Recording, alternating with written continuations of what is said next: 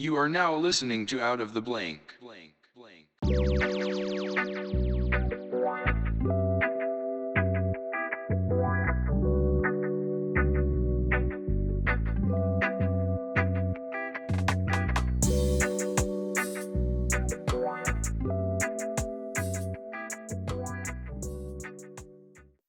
Ready. Welcome to another episode of Out of the Blank podcast. I'm here with Eric Palermo. Hey, what's up? What's up? I got it right, and I know I did too. Perfect. Oh Well, man. all right. Yes. What were you saying about the peanut butter thing? Because I had to Oh, record for this one. okay. So when you have a peanut butter and jelly, what kind of peanut butter and what kind of jelly do you use? Okay, I usually am not a jelly fan. I usually just Uh-huh. do like a regular peanut butter sandwich, but I was a dumbass when Oh. I was a kid, so I would use a steak knife because that was the only thing that was available to me. So Yeah. I shredded the shit out of the bread, and I would always do like instead of spreading it, like you know how your mom or your dad they spread it like whatever way, and they make it nice for you. Well, I was just like, let me toss a glob in the middle. So like the first couple bites was nothing but bread, and then you get one giant thing of peanut butter where it's too much. You feel like you're about to break your jaw. Oh my God. That sounds kind of like an appetizer if it's like all shredded up. It's like there's That's holes crazy. up top of it and shit. You're biting into it. It's squirting out the top and hitting you in the eye, and it's just That's some gourmet all shit. right. What about you? Yeah. I have to do smooth peanut butter, and I'm the kind who just gets like every single corner. And so, like, ever since high school, I'd make peanut butter and jellies for lunch like almost every day. So it's the smooth peanut butter and then strawberry jelly or jam. Like, I just hate grape. I can't do it. See, I used to like jelly. I thought it was pretty cool, but then I figured out like peanut butter is just better. And then I adding fluff to it and banana like just makes it so much. Oh, oh my God, that sounds so good. See, this is a good conversation to begin the intro because you can tell a lot about a person by the way they make their sandwich and also the way they wipe their ass. So Oh, oh my God. Okay, do you sit down or stand up? that depends on the shit. Okay, 'cause I've like heard people wipe front to back. Me, it depends. If it's a really bad one where you have to take all your clothes off and grab the towel in front of you, I sometimes just wipe I take my hand, wrap toilet paper all the way around it like an oven mitt, and just start freaking going back and forth until it's done. oh my God. Sometimes it's the best when you take the shit and like you go to wipe and you wipe and there's literally nothing there and you question yourself like, did I actually shit? I feel a little bit better now. Or if you look in the toilet and you're like, "Where is it? I knew something came out. I heard Oh, the the drop." mystery. Yes, the mystery poop. Where did it go? It's a speed racer. It goes right down the drain, dude. It's nuts. Oh my God. I was in what was it? We're coming back from Massachusetts last night and we stop at a rest stop and I had a shit so bad. I was holding it in all weekend. So we go to the rest stop and there's a bunch of I want to say like frat boys to say the least, right? Coming into the bathroom, making a bunch of noise.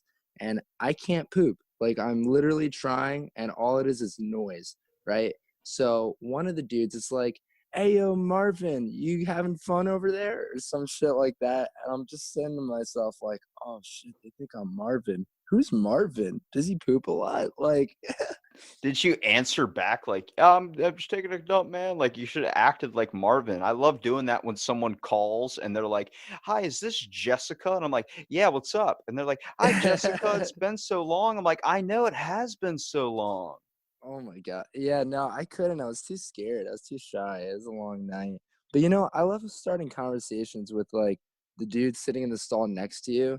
And they're like, they know that you're pooping too, and they're too scared to talk. So I like try to break in, like, "Hey, is it a nice shit over there?"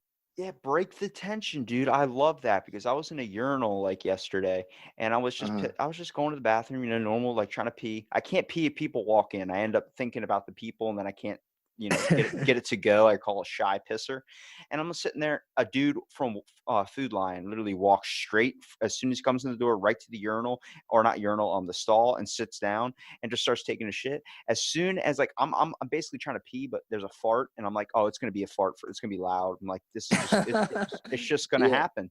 And he just randomly just unloads on this toilet. And as soon as he does that, I'm able to pee and I fart and everything. I'm like, dude, I was waiting for you to break the tension. Thank you. I think it's totally like you should fart and pee at the same time. It's like the best release. I try to do it whenever I go to the bathroom at work, just for the next guy to just walk in and be like, "Oh, somebody took a shit in here." The best is when you can like burp, sneeze, fart, and then pee. One day I actually I was working this one delivery job, and I just like delivered food, and I took a piss, shit, bled, threw up. Um, what else did I do? I like cried that day too. So I like did every single bodily fluid, and then I saw my partner that night. So it was like every single bodily fluid all in one day, and I felt pretty accomplished. Did you like try PCP, or were you just trying to scratch something off your bucket list? Holy crap. I think I had like 5 cups of coffee, and I was working this um it wasn't Chinese. It was like just Eastern Asian restaurant, and they had like rice noodles for breakfast. And I was like, "Fuck yeah, give me everything you got right now!" So I like ate too much, and that's when I threw up like a ton of egg and like noodles. It was just like, oh, I needed That's the trickery of Chinese food. As soon as you start eating it, you feel like you eat a lot, and then after you eat like 8 plates, you're like, "Oh, I don't really feel too well. Like, I need to lie down." that. Yeah, that was like the best feeling, especially when you haven't shit in a few days. When you haven't shit in a few days, we would go to this place called China Garden, and it was all you could eat buffet. So it's like, all right, well, let's get everything that we possibly can, and then just shit for the next like couple hours. Good God. Look, Oh yeah. we can sit Yes. we could sit here and talk about shitting the whole entire time, and I love it. It's literally has not changed from my very first episode, what was based on pooping. But I Oh, really wanna, beautiful. I wanna, get you introduced a little bit too. So what do you do, Eric? What do you want to talk about? What do you hear? Of course. So my name is Eric. I play in a band for the last few years called Dumpweed. Of course, based out of New Jersey, and I love to talk about anything from Bigfoot to the Jersey Devil to the stars in space to all the like aliens out there. All right, Jesus, Um, we got it. We're gonna have a field day here. You got to tell me why the name Dumpweed. Yeah, of course. So I was um coming out of high school, and I was dating this girl at the time, and it was really rough. So um as that relationship was ending, I was in another band at the time, and that was ending too. So I was just like, all right, fuck it, I need to do something else. So I come back from a party, super hungover the next morning. Um and I called my friend. I'm like, listen, let's start a punk band. And he was like, all right, fuck it, let's do it. So then as the week's going on, I'm like, all right, well, I gotta name it something. And then I listened to Enema of the State again. I was just like, fuck it, let me hear this. And I landed on the first song, and I was like, you know what? This reminds me of like playing Tony Hawk and Skate 3 when I was a kid. So let me just name it this. This is gonna be a joke band anyway. And then we just rolled with it. Yeah. So, who's your biggest influences? Um, biggest, I mean, I guess like biggest all-time influence has to be like Green Day, of course. Billy Joe. When I was like in middle school, I'd like try to dress up as him, and like everybody would make fun of me. That And that's one yeah, band like that probably shaped. Okay, my older brother was interested in him. My brother's probably around your age. yeah, uh, And like I'm 22, but I was like a few years behind my brother. But like I remember just playing like American Wasteland, Tony Hawk or something. yeah, yeah. Green Day was on there. Like Green Day was super big back in the day. I mean, they hit fast, and like you see them on stage now, like they just look Mm. completely different. But like back in the Oh day, like yeah. American Idiot, like everyone was singing that. I'm like, you're basically calling yourself a fucking idiot, but we're singing it anyway. Yeah, yeah. That's what I loved about it. I remember I think it came out 2004, so maybe I was like 5 or 6 years, 5 or 6. It came out, and my brother my dad got the CD for my brother, but my brother wasn't too interested in it, so he just gave it to me. And I remember like stealing my brother's like CD player with the fucking like headphones, like the portable CD player, and I'd listen to it like crazy. Like, oh my god, that was like the only thing I had to listen to. Did, And well, yeah, did you pick up punk from your parents, or did you pick up punk on your own? oddly enough, I picked up a lot of pop and rap from, well, pop and mainstream music from my parents, and my brother was big into hip hop. So that's kind of what I started listening to. My mom used to call me like the little radio because I would sing all the songs that are on the radio. And then once my dad showed me Green Day, that was like the gateway drug. That was that was like, oh my god, what the hell is this? And then that's like when I started getting into other stuff. So like soon after that was Blink, and then yeah. That's crazy because my since my parents work in radio, like they're DJs at night too. So imagine you're like maybe 6, 7 years old. That's my spot, kind of like I'm 6, 7.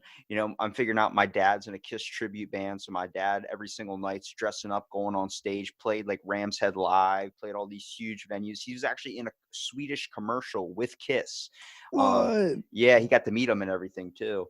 And like I've always seen my dad as this kid or like this guy that's on stage, dressed up as the cat, playing Yeah. drums, going nuts. And it was the craziest thing because I mean I wore an ACDC shirt to school, even though I kind of barely listened to him. But then Right, right. I was on stage before I was born. Like my mom was singing in a band, pregnant with me, and my dad was the drummer. And then, like What? ever since I was a kid, I was so involved with radio music, so much different things. Uh, Like I would just go in the garage and just look through every single CD before my dad would go out to go, open up a bar gig or something or do yeah. something.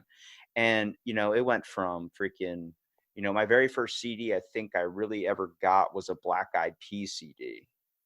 Oh my god, yes. Freaking Pump It was my Yeah. shit, dude. And we're talking about back in the day when you had a CD player and you had to walk to the bus Yes. stop, so you're stuck on that CD.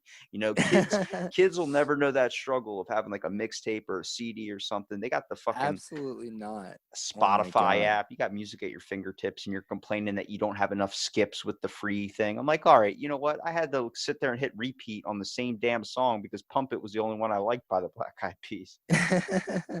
Man, that's amazing. Like, I always wondered, because my parents weren't that involved in, well, I mean, they went to clubs and they saw shows like throughout their mid-20s, 30s, and however old they were when I was growing up.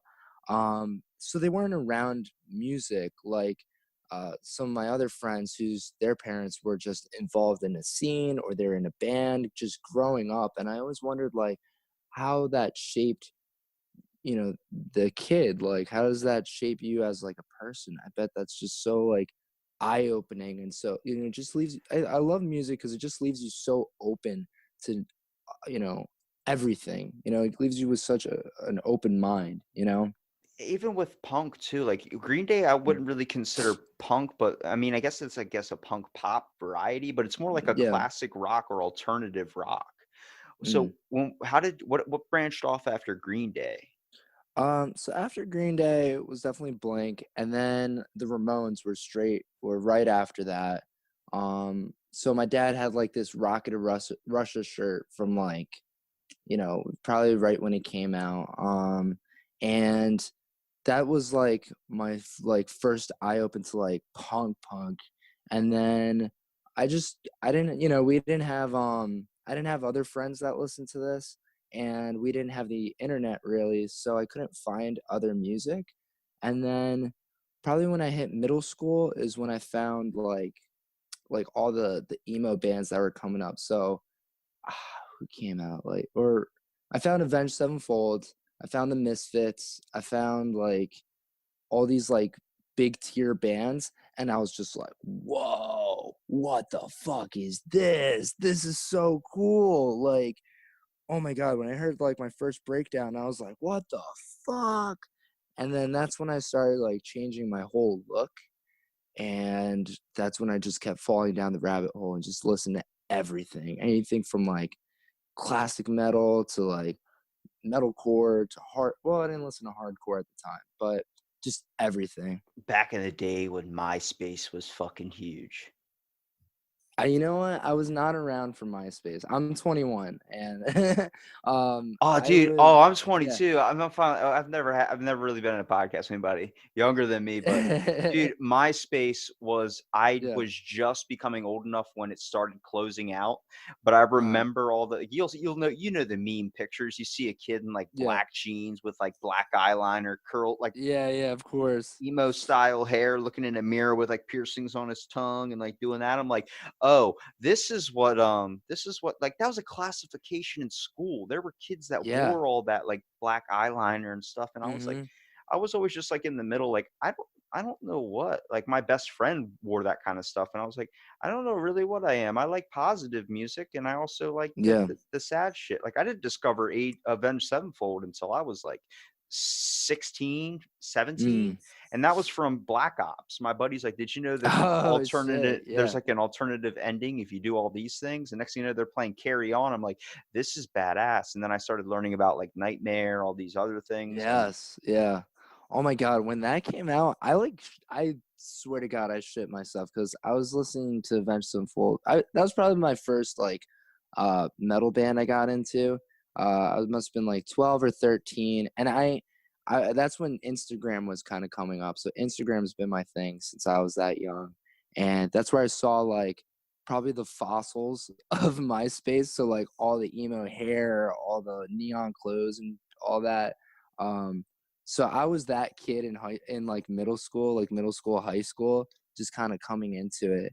And but yeah, that's like it's crazy how like one kind of social media evolved to the next and it just kind of carried over, yeah, it you know? became a giant trending thing that we're all establishing. Like Instagram's probably used more than like Snapchat's kind of faded out a bit, in my opinion.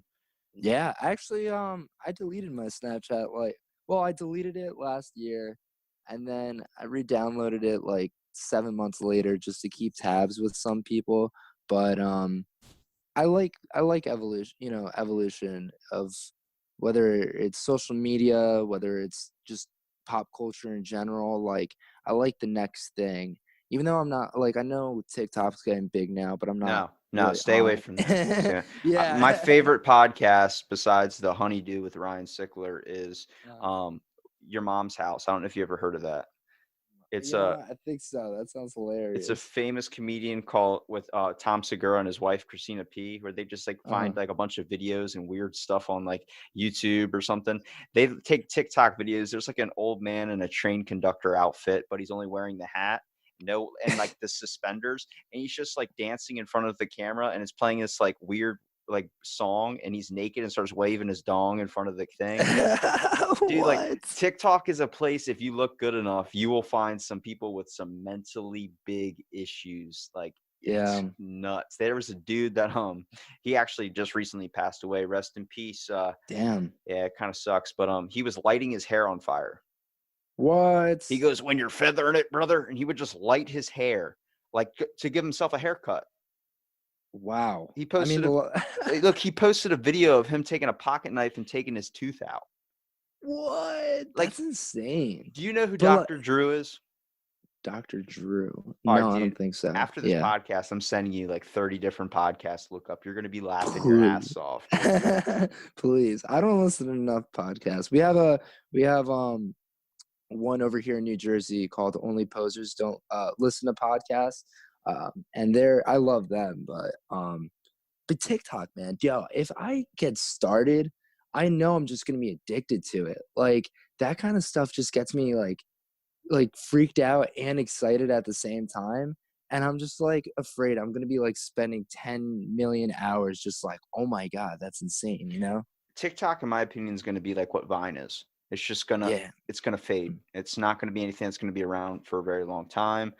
But Mm, it's gonna be in the limelight for a little bit. But then everyone's gonna get old with it. I mean, those Vine stars, they yeah. had to literally like they all became really like rich in a short amount of time. And then now they're just learning to be still in the social media eye, but they're trying to find new ways to do so. That girl Brittany Furlan or whatever her name is, she ended up marrying I think Mick Jagger. Wow, Yeah. that's insane. So that's like she's in her probably like maybe 30s, and she's dating a guy that's like in his 70s. Oh, good for him. Yeah, I mean, he's ripped, Oh, so hey. yeah. Oh, well, that's also pretty interesting. Like, um, just people who have social media presences, like getting rich from that. And I always thought like on the surface, it's like, wow, they're just like, I don't know, it could be good looking or entertaining or whatever, but there's so much hard work I think that gets put into that. Well, dude, Um, it's affected the music industry overall. Like, uh, like mm, if you look at the fact that your band, like, even running your page and everything, like social media being that interactive thing is really, really popular to get your music out there. But the fact is, where technology has gone, back in the mm. day, you heard a recommendation from a person about a band. Yeah, it was word of Somebody would mouth. come to Oh yeah. school, be like, "Bro, have you ever heard of the band Offspring?" And you're like, "What the fuck is Offspring?" And the next thing you know, you're Yeah. sitting in a corner saying, "Self-esteem," like you're just sitting there singing it. And like, dude, Tenacious D, that was like after I saw the movie, I played the shit Mm. out of that band. I still listen to them; they're amazing. Oh, of course. I think Jack Black's like, I love Jack Black for every single thing we've talked about. He's like on social media. He is making a presence. He's just like been a fucking clown, and he's not. I don't think he's doing as many movies as like he used to. Like I'll quote fucking Nacho Libre all day long, but And he's Uncle definitely. Nacio. I Dude, I think had they a even cited. cactus explorer on my podcast who studies cactuses, literally the different classifications, What? everything. And I'm like Yeah. using all my knowledge from Nacho Libre to talk to him. And I'm like, hey, have you ever seen the movie Nacho Libre? He goes, no, what's that? I'm like, dude, are you kidding me? You have the equal powers? Like that shit was classic. Oh my, absolutely. Oh my God, yeah. And I love that, but like I love that he just like is now a social media presence, He's still funny, he's still got it, and he's like just having a good time all the time, you know what I mean? Well, it's about like, you looked at School Mm. of Rock. I saw him from School of Yeah. Rock originally. Then I saw Mm. Tenacious D and I'm thinking, this is the guy from School of Rock. And then I'm watching it, and next thing I know, he's like saying the F word, he's doing cock push-ups. I'm like, this is not what I was expecting, but I like it more.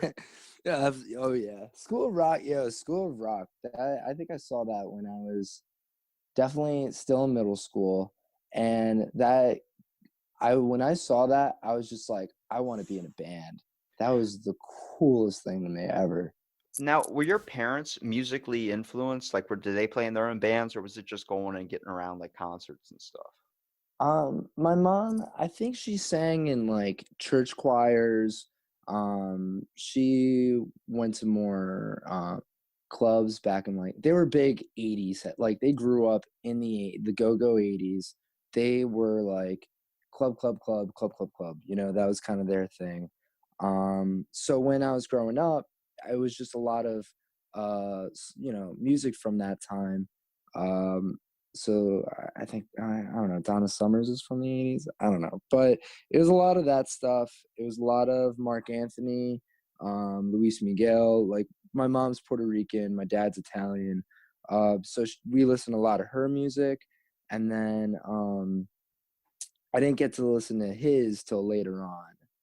But What was your yeah, first concert you ever went to? Everyone remembers their first one. first concert I think was fuck. Okay, there's two concerts. First one with my ever was Green Day back in like fuck middle school. Yes. Oh my god. Yeah, I had the worst week of my life, 8th grade, and then my dad's like, "Yeah, we're gonna go see Green Day." I'm like, "What? No way! This is so cool!" And then soon after that, first one I went to by myself was seeing like Jerry Only's Misfits at Starland. Dude, my dad's gonna Uh, get pissed if he hears this because he's gonna be like, "You've been to my concerts before." I'm like, "Yeah, but it's my dad on stage, so it doesn't yeah, sink in." You know what I mean? My first legit concert that I actually went to was in Baltimore in Silver Spring. I saw Slightly Stupid live really. on That's cool. December 31st, dude, which is my birthday. They partied 3 hours after like they were supposed to stop. It was in a snowstorm. Everybody's leaving and shit.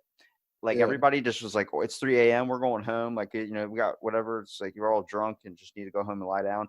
The dude Kyle jumped off stage and freaking he like came up to me. He's like, "Yo, what's up?" And like, like it started like hitting me on the shoulder. I'm like, "Hey man, that was awesome. This is my first concert." He's like, "How old are you, man?" I'm like 16, dude. He's like, "You're 16. You're at a fucking concert." He's like, "It's 3 a.m., dude." I'm like, "I know."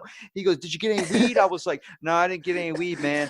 He goes, "Did you have fun?" I'm like, "Yeah." He goes, "Here's a joint," and hands me a joint. And in my head, I'm like, I'm stunned, but I'm also not gonna not smoke weed with Slightly Stoopid. And he was like, Yeah. and I mentioned it was my birthday and it was an amazing concert. And he was like, "It's your fucking birthday." And he it was just like a huge connection that basically solidified my like faith in that band, man. Like those are some of the best experiences going to a That's concert, amazing. man. Oh yeah. Every concert I've ever been to, I have gotten Mhm. beer spilled on me. Oh man, you know what? That's what you got. Like you live for it. I feel like that's why people go to shows. That's why they get out of their like, you're not. Well, you weren't at your 9 to 5. It's at 16, but you're at school, and it's like you get out of that world. You go to a concert. You have the best fucking time of your life. Like that's insane. Well, it's like skateboarding. When you're like a little kid, you're stuck to your driveway, and the next thing you know, you're stuck to your street. The next thing you know, you're in your neighborhood. The next thing you know, you're literally like, around the town. Then you're going off and doing your own thing. It's the same thing with concerts. Like that first time, I remember, my buddy just randomly, like I was, I think it was my junior year or senior year, and so I was barely showing up to school, if anything, just bailing. And my Yeah. buddy just hits me Were up you a like, skater? I was Yeah. I was a bit of a skater. I didn't do Oh, tricks and stuff. I was more like just cruising around, just right. skating all around town. I had a short board with longboard wheels to it. Oh, perfect. Yeah, I used to do the same thing because the sidewalk is just complete shit. So you have to like ride on top of it, and the only way you can do that is with longboard wheels. Exactly. And then, like the Mm. plus when you're doing a short board and you run over that one of those like lines in the sidewalk, like it's for the next square piece, that you hit one of those that stops the whole board and you fly forward, dude. I don't know Yeah. how many times that happened to me, but like I remember my buddy hit me up last minute. He's like, "Bro, I got 2 tickets to go see G Love and Special Sauce in Philadelphia. You in?" I'm like, "When is it?" He goes, "It's tonight." I'm like, "Dude, it's 4 p.m. What time does it start?" He goes, "8 p.m." He goes, "We got 3.5 hours to get to Philadelphia." So we popped in his Mustang and just drove all the way down to Philly, dude. Oh, that's fucking sick, man. I love those last minute shows. Uh Probably after high school is when I started going to more local shows. Um and I'd hit up my friend at the time. I'd be like, "Yo, dude, we got a gig. There's a gig out in like Asbury Park or New Brunswick. Let's just fucking go." And then boom, we drive out. Well, what's your best concert experience? Like not Best maybe con. not maybe not one you've seen, but one you've done. Like one's gig yet you've had a really good memorable experience, whether it was super, super bad or super, super good. You can answer them separately if you want. Yeah. Huh. Um. I think I played Yeah. one gig when I was in a band with my brother. I played a few of them when I was with them, but I remember one extremely because when I get up on stage and I get nervous, I have to Yeah. shit like really bad. So I was like, "I'm gonna Oh. piss before I go on stage." And the next thing you know, I pop up on stage and I'm like, "I have to go to the bathroom again." He's like, "You just went." I'm like, "I know." He's like, "Stop Oh my being god. nervous." I'm like, "Dude, you've been playing since you were 14." Like I saw him play 21 Yeah. Guns live in front of like 300 something people. So I was like, Damn. that's what you do. And I'm sitting there playing the piano. I'm like, I just learned this song like 3 days ago. Like, I don't know what the fuck to do. So like, those Yeah. moments are kind of scary, but once it's over with and everybody's clapping, it's amazing. Yeah, of course. Yeah, I still get nervous. Like we keep a tally of like how many shows we played, and I think in this band we played about 70 or so in like the last 3 years, and then before that I must have played like 30, so maybe a total of like 100 shows, roughly around there, and I think a lot of them kind of happen the same way, but there's just some shows that like we played in Long Island a year ago. Oh, and oh, two. Okay, so two shows. This was all like last March a year ago, and the Long Island one was probably the furthest away we've ever played. Like, we're weirdos from New Jersey is what I like to call it. And the crowd and the amount, like the I love seeing people's smiles. Like when we play, it's not too heavy, it's not too light. It's just like I don't know. I like love seeing people's like warm smiling faces, when they hear our music. And so to this like random crowd of people is like first time being really far away from home with the band. Yeah. Well, it's like going out on your own, like we're saying, like that's like an amazing experience too. Like just traveling, going to a concert, or whether it's going to a gig, feeling like you're gonna play. Like it's kind of scary leading up to it, but then once you start playing, you get to look down and see everybody either cheering or reacting to music that you're creating. Like I don't think Mhm. people really understand with like how we just watch YouTube videos now. Like for my whole listening thing is basically Yeah. podcasts. It's not even really music anymore, but before even talking to you, I was just listening to old music I used to listen to. Fucking, not to be the basic white guy that always picks like Eminem, but his Yeah. relapse, like the CD relapse, like I Oh, of remember course. Mother's Day playing my mom in the car, blasting it while she's in the back seat. Like, are you serious? Like, really? Really? Because she's all Yeah. like Heart and Barracuda and all those bands, like like Right. all those kind of like rock, all that type of stuff. And Journey, Bon Jovi, all that yeah, like stuff. she grew up in Yeah. that era, and I grew up like everybody in my family was interested in different shit. So I Mm. had to find what I wanted, and I ended up like kind of like end up sticking with my brother a little bit, listening to 311. My Yeah. grandparents. I actually lied. The first concert I ever went to was actually before that slightly stupid one. I went with my grandparents in Vegas to go see 311 play at the Mandalay Bay, but the Huh. slightly stupid one was my Yeah. first by myself, like no parents, no Yeah. family, none of Oh, that. yeah. Man, that's sick. And it's cool that you connected with your brother because that's definitely who I looked up to. Like, I think I stole all of his Eminem CDs and would read the lyrics and like try to like rap with him, I guess, but like never could. So I just like, had the little CD player on the bus and just listened to just all of his stuff, and it was all the clean version, so I didn't know that he actually did, like, just go off till, like, later down the road, so I was just like, "Oh, he's such a, like, clean, clean musician," or whatever, you know what I mean? Surprisingly, I've only been to like maybe 5 concerts, 6 maybe, and Mm. I can get free tickets whenever I want. But Oh, it's like if you have that option to always just go to whatever concert or whatever venue you wanna do, because like, your parents work at a radio station, you just yeah. don't feel the need to go. Like, I Mm. never was like, "I don't really care about concerts that much. I can go see them whenever I want or something, like, whenever they play Right. nearby or something." And then, like, I got to meet them live on stage on the radio. I played on the radio a couple of times, but it's like it all got so normalized to me where I just wasn't Yeah. about it anymore. That's interesting because I always found it, like, so special, like, I would get tickets for shows, like, probably months and months before it would come, the show would come around because it like gave me something to really look forward to. And so I went to like Starland probably hundreds of times in high school because it always I love just getting that feeling like, oh my God, going to a show, meeting up with all these like people and I never know what's gonna happen. Well, just like And your band, Dirtweed, for instance. I'll use a marijuana reference here. Dude, I saw Red Hot Chili Peppers live at the Slane Castle on DVD. My brother had it. I've seen yeah. that 50 times, stoned out of my mind. And let me tell you something, that concert might be 3 hours long. It's like 8 hours long when you're stoned. And I'm sitting there in couch lock mode, just listening to those like guitar riffs that John Frusciante is playing and seeing that connection. Dude, my brain was like obliterated. Like I'm sitting there eating a tub of freaking chocolate chip cookie dough ice cream friendlies and, Yeah. drinking a soda on top of it. And I'm like, dude, where am I? I don't know. But Anthony Kiedis is going to sing me to sleep. I feel like you know what? There's definitely shows that like I feel like if I do ever do see the Chili Peppers, that would probably be a show to get stoned to. There's like definitely head music that's just like it enhances it. I personally don't smoke pot anymore, uh, but yeah, it's so like you get put in a trance. Like, there's this one show I saw, this band called Nothing.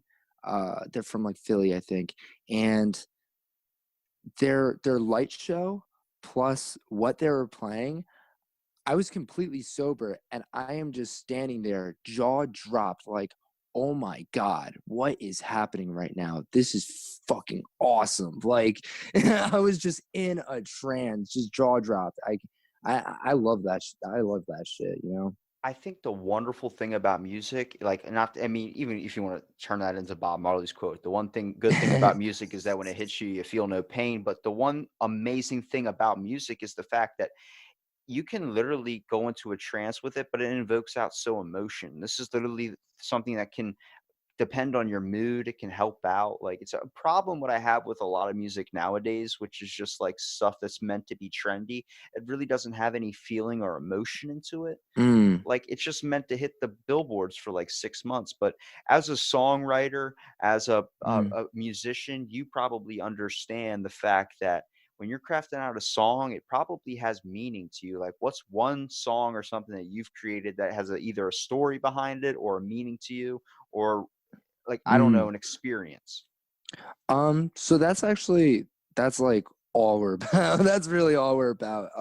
So I The hit the nail first, on the head. All right, cool. yeah, yeah. The first, I love to talk about this shit. So the first EP we dropped was all like kind of bullshit, like "fuck you, we're teenagers skating," blah blah blah blah blah, right? And then we put out "Age of Consent." "Age of Consent" was the title was our basis idea at the time, and I wrote a good majority of the lyrics, and most of that was going from just a teenager and just kind of understanding what the world is for a little bit. And so all of the songs, like from beginning to end, is just kind of this like journey of like understanding who you are. And when you reach that age of consent, quote unquote, it's just like, okay, now I'm in the world, like real world now. I'm not in high school. I'm not caught up in bullshit. I'm not, you know, I'm not gonna I understand how other people feel and empathy. And that was the big idea of that first record we put out. It's Um it was always funny because I would always be the song namer for some reason. I can think of song names really well, but I can't think of lyrics for shit. So like if yeah, it's funny because if you look at reggae songs, they all kind of hit like a mellow vibe, like oh this right. one's called Potions Gold, or this one's called Blue Seas, or this one's called like it's just very descriptive and it has to do with nature or a good feeling. And if you look at punk, like this one's called Neighbor's Dog, this one's called Bowl of Despair. I'm like, what are we Yo, doing here? I love that. That's like one of the bands that like was really cool was The Devil Wears Prada, and they had like goats on a boat. Like what the fuck does that mean? Oh my god. It's I the love same this. thing with funk. I could think out so many funk names. Like I can even think out funk lyrics. Like I'm on a giant helicopter with a monkey super train. It's like what did you just say to me? Like this guy's talking about going into an ocean out of a whale's ass, and I don't know where I'm going. Like with punk songs. Like And you know it's it, great. It's just like even though there's like a big meaning to it. Yeah. I'm sorry, Yeah. that was just funny. I don't know where the whale's ass came from. It's the big metaphor for like, you know, The whale is waiting life, online. Yeah. and ass is just us. We're floating through the whale's sphincter. At least it's a free ride, you know, you're not paying for You have to be this tall to ride, though. That's the problem. that. Well, like if you ever need Oh, punk lyrics, dude, I'll be more than happy. Just like you shoot me like a basis. Actually, there's a band called 9 Mile Roots. I don't know if you've ever heard of them.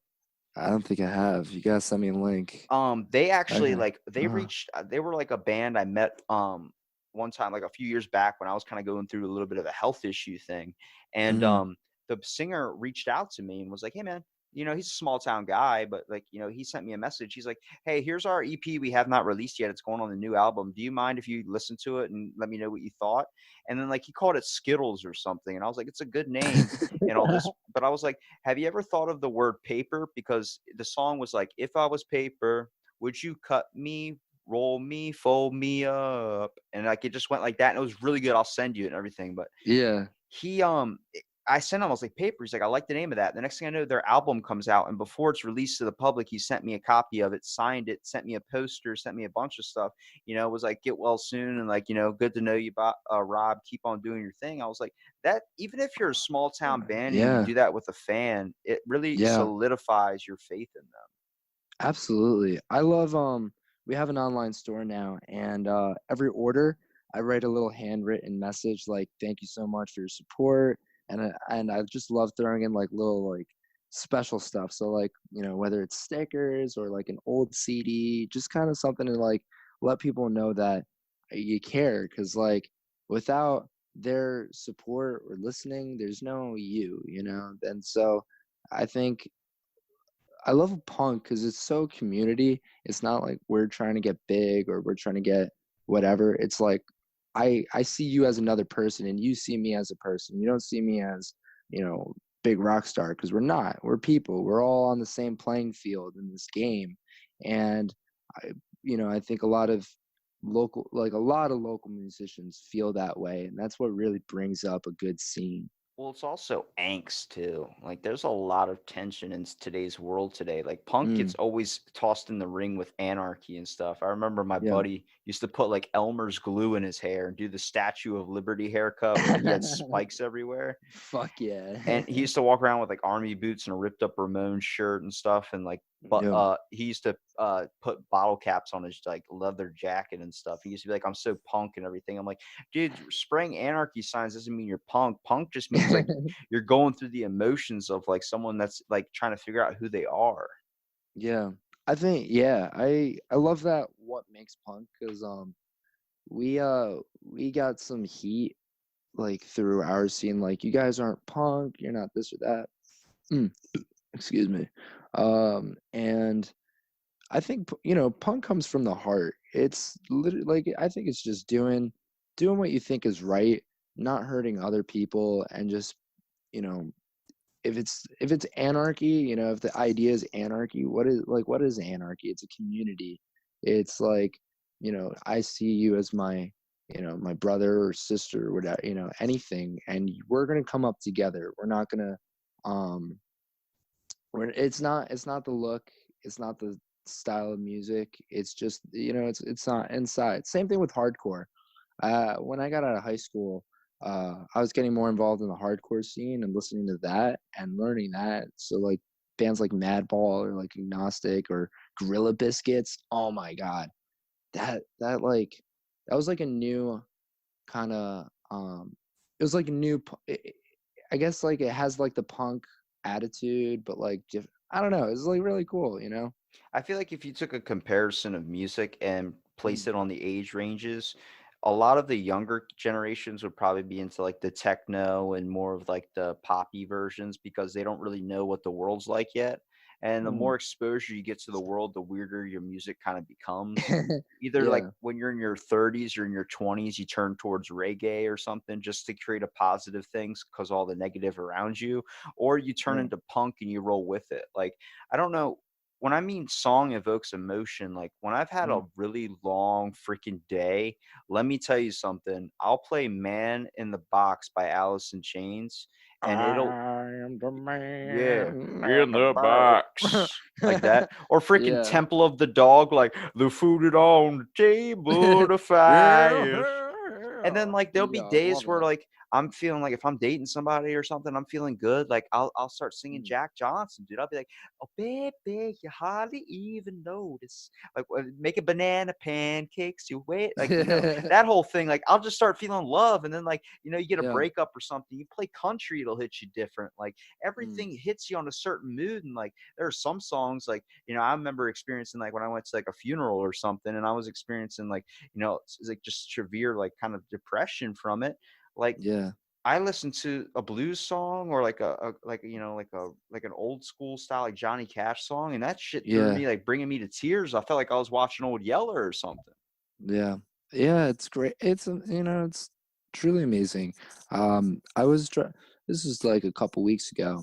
Um I was driving home, like I think I like dropped off my friend or something, and this Alkaline Trio song came on. I was having like the just a rough. I got a lot of problems in my head, but I was like, I was listening to this song, and it just brought me to just tears, and I couldn't stop smiling because like something about just that song and how how Matt Skiba was singing, it just like I couldn't stop smiling, and because of that, I just just kept crying. You know, like when you, I guess when you like when I felt that joy, it was so strong. It's like as strong as like when you feel pain, and I was very happy that the song kind of brought that out of me that day. You know, brought it out of me that day. Sometimes it's like a therapy session, man. Like they Mm. talk about music as therapy. Like, dude, there's 100% solid evidence behind that. I'm telling you, like, I mean, I've probably every house I've ever lived in, there's always been a drum set in the living room for some reason. Um, Sick. What's weird is my parents, since they're so surrounded by music, they really did not listen to music when they were home. Like when we were driving in the car, like me and my dad or something, it was dead silent. I was like, "Why don't we play some music?" He goes, "I listen to it all day and night. I don't want to listen to it." I'm like, "But you like doing it?" He's like, "I do, but I also like hearing the wind. I like hearing the trees. I like hearing nature's music." I'm like, "Damn, that's deep, Oh, man." wow, that is deep. And then he farted and took a bite of Slim Jerky, so whatever. It's still kind of deep. I like that because I like to listen to nothing, you know, just silence because I feel like I have music playing in my head all day long, and I need the silence to kind of balance that out so that I don't go crazy. Even when he said nature's music, I never understood it until I was in my junior year of high school. I would say I missed my senior year because one weird thing happened. You know, when someone's like tapping a pencil and then someone else like moves their chair back or keeps doing something like tapping something else, and then Oh, it's everybody in the on a beat. that Yeah. everybody in the class like starts creating something and then they all stop at once. I had that happen in my tech class. Like this one kid was Mhm. tapping his like fingers on like he would if you were a keyboarder, and Mhm. he was tapping it on the desk and making like this da-na-na-na, da-na-na-na, but with his fingers, so making like a tapping noise with it. And then someone else was like just hitting their pencil every other beat on like the keyboard. And then like next thing I Yeah. know, someone else is just like leaning back in the chair and rocking. It's going and it felt like the scene Whoa. from SpongeBob where everybody's into something. And Yeah, I'm like, yeah. I like, and then we all stopped, and I was like, holy shit, that's what it is. Like, life is constantly playing music around us. The grasshoppers, like the birds chirping, the trees swaying, the wind moving, the water going. Everything is just like, if we just take a time, you can find music and everything. I feel like, here's my little theory. I think life's in a rhythm constantly. And I think sometimes when you're going through your hardest moments, you're out of the rhythm. But I think Mm, that's not necessarily a bad thing because it shows you that, not at all. you can change it up. Yeah. I yeah, that's amazing because I went through a really like a rough patch last year. Uh like really rough. So like I took myself out of school. I seek the help I needed, and I pulled myself out of life. Like I pulled myself out of the world that was going on around me and just got my bearings back in order. And what that was just listening. I called it my listening period because I was taking in so much from music, from like therapists, from everything, and I was reshaping myself again. And through that like 5 month period, it was just taking so much in, and then I reached a point where it's like, all right, I got to take I got to use what I brought in, and then put it outward. So that's when we started writing our latest release, um, called The Golden Snake, and that record is just my whole like pretty much my whole experience, vaguely, because I don't want to like make it directly about myself.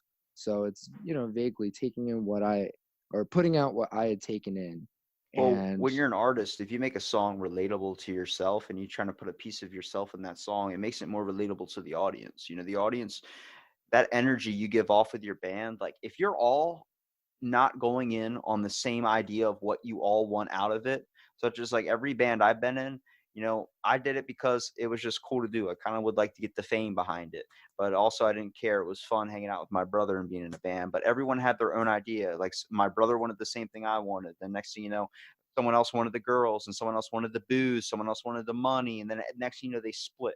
You need to figure out that we're all making music. Let's bring it out of putting everything into a computer, and let's just go in the garage, open up the door, and go. Just play. Yeah, yeah. That's the best way. Um, we write is getting together. Right now it's Johnny and I. We we jam together. We kind of we feed off of each other, and that's the best thing that happens when we practice is we keep feeding off of each other, and um that like Well, you're a that's bunch of the yeah. chefs in a kitchen, man. That's literally what Yeah. it is. You all have the same thing. You can tell if someone else adds something they're not supposed to, or they change up something. Sometimes you can roll with it, but you can also tell, like, if somebody misses something, you're a little bit offbeat. But, you only really tell your mess ups. It's like, it's crazy to see that. Like, I walked off stage one time. I was like, dude, I missed this, missed that, missed this, missed that. It's all going to show up in there. And everyone's like, no, it sounded amazing. And I'm like, you guys don't hear it. Oh, we got over that a long time ago. That used to be that was like that was like the first thing like we wanted to we used to be like that. Oh man, we messed up this, and I was just like, let's take that out of the equation. And if we mess up, that's part of the show. Like sometimes we drop a stick, I forget the words, playing the wrong note. It doesn't matter, like everybody's still already into it. And I think I can't even remember a show that we played it perfectly. Like, Well, especially when you see like a download or you see a listen on like one of your like things, it's really, really cool because it's like, oh, someone really likes something I created. You know what I mean? Like even if it would be awesome if it became super, super popular. You were playing huge venues and stuff, but it's also like someone likes it. That's what's amazing about it. Like, even if one person listens to my podcast or it's hundreds, it's like I just glad someone got something out of it. You know what I mean? I mean, there's there's billions of people in this world that are doing something. And it's right. like, for me, it was like, why don't we just have a conversation and just talk and see where it goes? It's like we can Yeah. bring up whatever the hell you want. I do have ideas for songs for you. You, you Okay. mentioned, I was like, Shredded Tooth would be a cool one. Um, Shredded tooth. Okay. I know bare knuckled Bigfoot. Let's freaking just. I don't even know. Freaking. I could just. I don't know. You give me like a good minute. I could think of just pop off names like a That's freaking. so funny. Yeah, we had a whole list of song titles. So one was like Doing Acid with Gandhi. John F. Kennedy was a frat boy. Like we just went off a bunch of different names, and so one of those was Lucky Ain't So Lucky because we had we went to a Princeton like college reunion party. So it was like every graduating class for the last 50 years, and they had these table plants. I think one of them was like this weird looking cactus thingy. So I was just like, well, fuck it, I'm gonna steal it. And so we crashed the party. We take the plant. We take their food, whatever, and we named it Lucky that night. So we kept Lucky in my car on the dashboard for like a month. And then one day I'm driving and I hit a hard stop, and then boom, Lucky just slammed into my windshield. And I was like, well, fuck, Lucky ain't so lucky anymore. and Damn. then yeah, and then we wrote it down, and I was like, and when the writing process came around, Johnny was just like, yo, why don't we name this song Lucky Ain't So Lucky? I was like, fuck yeah, let's do it. That's it. So yeah, we love spitballing like stupid titles, and then that just come around later on. Um, yeah, I love the process of when it all came together. Um, like starting in the garage when we were writing it, then it went to the studio. Well, studio. I just put air quotes and you can't see me, but um, when we started like writing it, when we started recording it together, it just evolved into something bigger than kind of ourselves, and it was so collaborative, and we all kind of saw the same thing but had our own flavor to throw in. Dude, hashtag plastered pelican. Plastered. That's sick. I want album art. We need like an illustration with these. I'm telling you, man, you just gotta envision it. I envisioned when you did the air quotes, I felt it. It was like through the I- force. oh, perfect. What about Yeah. the most memorable song you've created? What would you say would be on the album? I would say there's two. One of them was off of Age of Consent would be Ridgemont Times at Fast High. And yeah, I didn't think of that one. That title, but that song was when I was going through that breakup, and it was like kind of the first acoustic thing that like I liked. So I told the producer at the time, I was like, "Listen, I'll give you this fucking drum rack, like this tom, if you just record this song. I'm not gonna pay you, but I'll give you this fucking thing." It was like, "Okay, sure." And so I like lit some candles in my basement, in like in the room that we were recording everything in, because we all DIY everything. So um I set up my camera because I was like, you know what? I think I want to film this. And I did like a couple goes at it at recording the song. And it's probably like the rawest thing that we have of everything, the rawest, most like, I want to say heartfelt, I guess. And that was probably the most memorable. Like, I'm doing this because I want to get it out of me. I don't want to be holding on to this anymore. So I will record it. And I didn't Literally think, bringing it back to the beginning with the shit. That's the same reason yeah. when I'm pooping. That's how it is. It's like I want to get all this out of me. I don't want to hold on to it anymore. You can't. Life's like shit, man. You take in a lot, you hold on to it, you use what you need, and then you get rid of it. You just dump that anxiety out. I love my anxiety poops. I feel like I lose 10. Dude, all right, I gotta tell you, I have this thing, like this kind of stomach issue going on right now. I hadn't went in 9 days. Oh my god. Dude, I went to the doctors. I was Yeah. 145. That was Uh, 3 days ago. I weighed myself yesterday, again going to the doctors after finally going. I was yeah. 139. Oh my god. I said, "There's no way I've That's dropped that much in just poop." He goes, "Dude, if you would have saw the good. X-rays, you would Yeah. believe me." I was like, "Really? That's all that?" He goes, "Dude, you were really backed up." I was like, "Oh, dude, I need to Oh cut the Raisin Bran out. Holy shit!" yeah. That's 9 days of poop. That's like that could like power something. That's enough to like. I wanted to die. I wanted Yeah. to die. Yeah. Literally, my dump was not a fun one. I mean, it felt good Okay. afterwards, but Yeah. during it, I was like, "This is my organs all coming out right now." No, I feel that. When I was again last year, I was in the hospital, and I couldn't like I wasn't able to shit for an entire week, and they were just feeding me food, and I was just like throwing it up, but I couldn't shit for a whole week, and it just sucked. And then once I got that out, new man, totally Bro, new man. we've talked about pooping. We've talked about SpongeBob. You should just call one of your songs Dirty Dan. We should. You know what? I think we are making dirty Jan jokes last night too.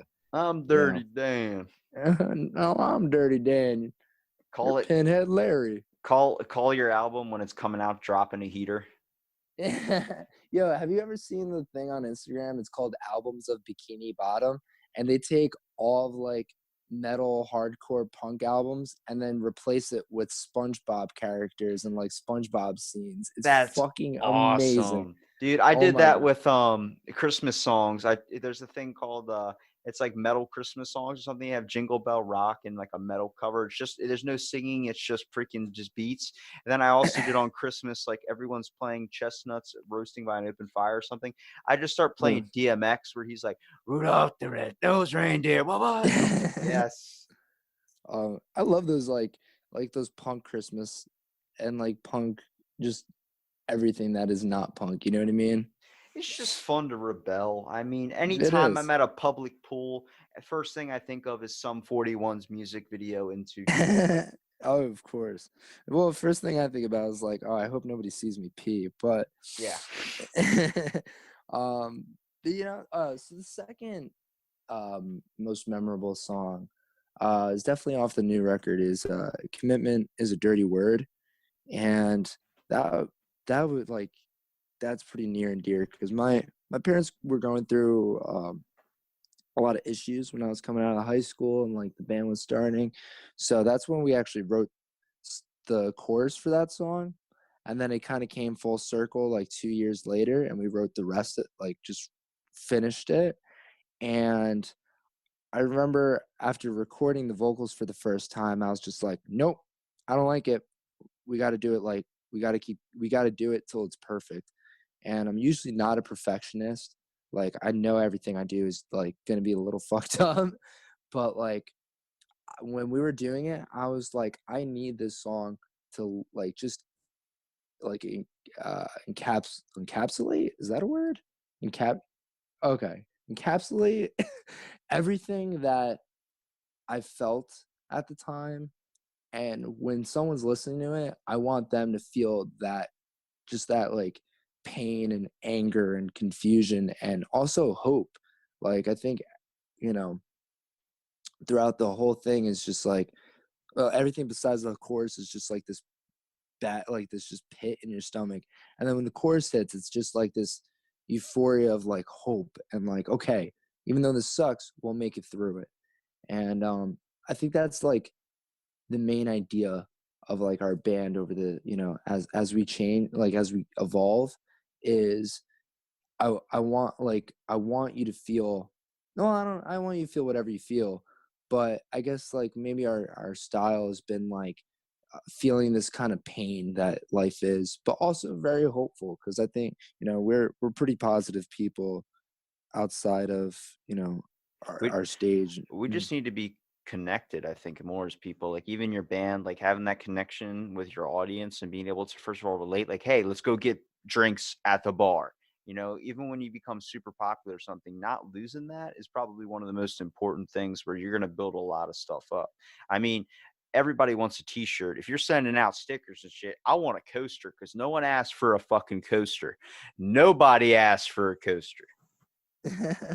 Yeah, coasters would be sick. I have a lot of like ideas coming like so hard, like it's so hard being DIY, you know, like you don't have, we're on a friend's label, but that's just because again being connected, we want to be connected to our friends bands, we want to be in the same network, but we still do all the promoting, we do the, you know, booking shows on our own, all the merch is on our own, all the social medias on our own, you know, even the videos has been done by people our age, just like grinding just as hard as like us and the next guy to create art. And you know, I love that. Like, I love that energy because it's so raw and organic, but it's hard, you know? And I don't want to ever lose that. You know, when I saw this band called H2O, H2O is probably one of my favorite fucking hardcore bands because they are so positive and they were just hanging out, you know, nonchalant, just, you know, uh, they were like, come on backstage, let's take some photos. Let's, you know, let's do it. Let's have some, you know, let's have a good time. And I never want to lose that. You know, a lot of the bands that when I saw in high school were kind of like really rock starish. They were like kind of like Motley Crue-ish, kind of just rock star, you know? And it was cool, but I couldn't connect to it. And that was, you know, that left a weird taste in my mouth when I grew out of it. And I think it's key, especially now, for just artists to not see themselves above anybody else. Yeah, keeping yourself at the same level. I always thought like, yeah, it'd be cool, like, you know, you get popular and stuff, but it's like if you lose the aspect of being in touch with people, then who are you truly? You know what I mean? You end up feeling lost and you end up being like just going on stage like a zombie, not giving a shit. Like I've seen some artists that are not really, you know, they're too big for their britches. And it's like you end up, even if you like their music, you don't really want to listen to it anymore when you figure it out. Yeah. Oh yeah. It's like Tom Cruise. Once I figured out he was an asshole, I didn't want to, you know. Tom Cruise is an asshole. Yeah, and he also has a tooth in the Fuck. middle of his face. Check that out. Yo. I'm gonna send you a picture of Uh, that so you know. Please do. I love Tom Cruise. Well, like as an actor, of course. Like when we were trying to bust out of work the other day, I kept sending the group chat like Mission Impossible memes, like, yo, we're, you know, we're breaking out of the walls right now. Damn, that's, you know, I heard even Johnny Depp's an asshole. Yeah, That's it gets yeah. weird. I heard too. We have Yeah, CDs. I know you Yeah, have Dumpweed, but then that's a good thing you capitalized on because people are gonna absolutely. type in Dirtweed and Dumpweed's gonna pop up. Yeah, we have a CD where every name that people have called us, so like pump weed, trash poop, like uh like everything under the sun somebody's called us is on the CD, and I just love it. Like I love it. Like it's just like what the fuck is a dump weed, you know? It's a weed that you dumped. I figured you had a cop story behind it, like you got pulled over, had to dump your weed. Nah. Oh, luckily it never got any Your shit like album that. poster should be a marijuana plant growing out of a toilet. We had one like little photo. It was like a big like a shit. It was just a big turd with like all kinds of weeds kind of popping out of it. And everyone was just like, nah. So we just kind of ditched it. And this is why we love you, Eric. Well, Eric, I want Yeah. to make sure that here at the ending we can get your links, we can get everything, Yeah, of course. where people can find you, where people can download your music, just so we can get the word out there. Yeah, absolutely. So you can find us at Dumpweed NJ on practically all social medias, Instagram, Facebook, Twitter, Dumpweed NJ, Dumpweed NJ, Spotify, all the music streaming shit, or even dumpweed.net. You can find all of our music, links to videos, merch. And we plan to be touring pretty soon, so we're gonna try to be everywhere. Everywhere that we can. Well, man, I'm gonna make sure I can link one of your songs at the ending too. So if everybody stays tuned to the ending, you get to hear a little bit of Dumpweed playing to rock you to sleep. Probably not to sleep because it's punk music, so he's probably gonna wake you up. So don't listen to it at night. Listen, I couldn't thank you enough for having me on today. It's been a pleasure. Hey, man, we got to talk about pooping. Nothing wrong with that. That's the best part. Start running, motherfuckers!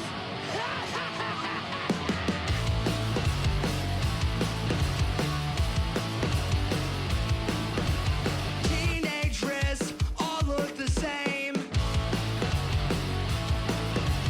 Killing for kicks before going insane. The mess is translucent like a body of coal. If it's burning outside, they rather stay home. This is my rifle and this is my gun. This one's for fighting and this one's for fun. A boy with a bullet and shells on the ground. He said, don't say a word, don't make a sound.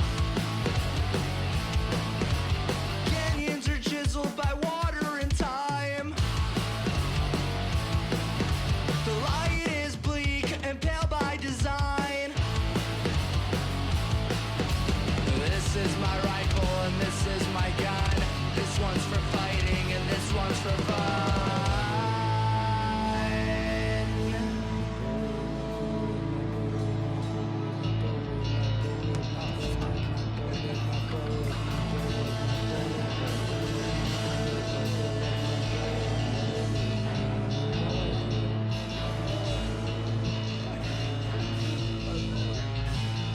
This is my rifle and this is my gun. This one's for fighting and this one's for fun. This is my rifle and this is my gun. This is for fighting and this is for fun. This is my rifle and this is my gun. This one's for fighting and this one's for fun. This is my rifle and this is my gun.